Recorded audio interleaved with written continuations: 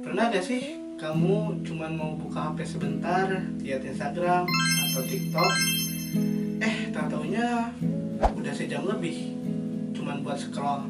Kayaknya ini udah sering terjadi deh di kehidupan sehari-hari, apalagi di kalangan gadget.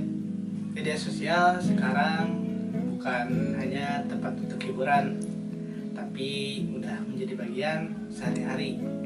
Maka dari itu, mari kita bahas di video kali ini tentang dampak dan pengaruh media sosial di kalangan Gen Z, baik dari hal positif maupun dari hal-hal yang negatif. Nah, Gen Z itu sebenarnya lahir di antara 1997 sampai 2012. Mereka tumbuh di era teknologi, jadi gak heran kalau misalkan mereka sangat melekat dengan media sosial. Dari bangun tidur sampai tidur lagi, medsos selalu ada di antara kita. Rata-rata Gen Z bisa menghabiskan 3-6 jam hanya untuk scrolling setiap hari, nonton konten, bikin sesuatu untuk postingan di platform favoritnya, yaitu di TikTok atau Instagram maupun di YouTube. Meskipun sering dianggap bahwasanya media sosial itu bisa bikin kita kecanduan, tapi ternyata media sosial itu juga banyak sisi positifnya, tergantung kita bagaimana menggunakannya. Contohnya buat belajar, banyak sekali konten-konten edukasi yang seru dan mudah dipahami untuk kita belajar.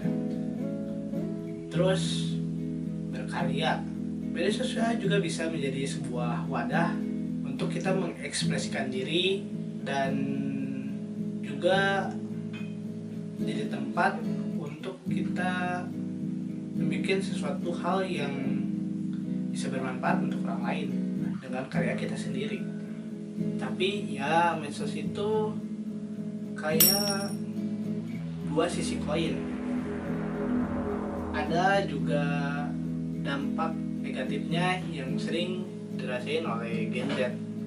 Contohnya mungkin membanding-bandingkan diri sendiri. Lihat orang lain sukses, kita juga pengen sukses.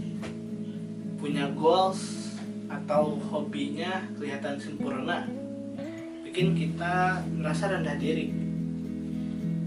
Salah satunya itu yang mungkin jadi dampak negatifnya dari media sosial. Selanjutnya kayak FOMO. FOMO itu apa sih? FOMO itu fear of missing out, takut ketinggalan tren ataupun takut gak update, sampai akhirnya jadi stres sendiri.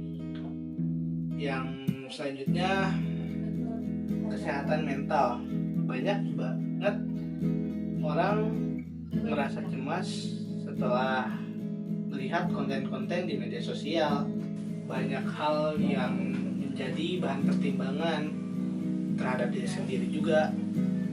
Bahkan ada yang sampai depresi karena tekanan sosial dari media sosial itu sendiri. Nah, selanjutnya ada cyberbullying. Komentar negatif bisa muncul kapan saja, bahkan dari orang yang gak dikenal. Jadi, apa yang bisa kita lakuin biar gak tenggelam di dunia media sosial?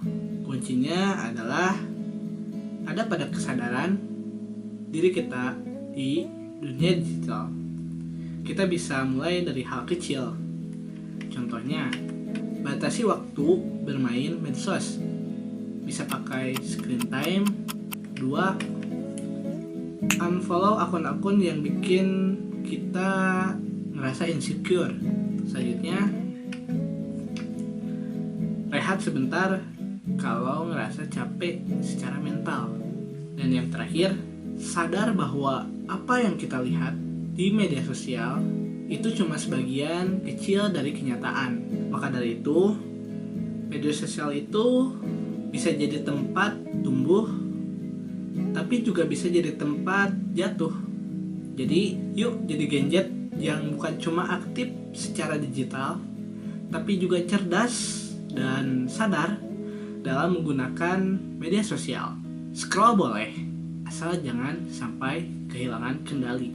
Kalau kamu tidak ingin terjebak di dunia media sosial yang akan membuatmu terjerumus ke hal-hal yang negatif.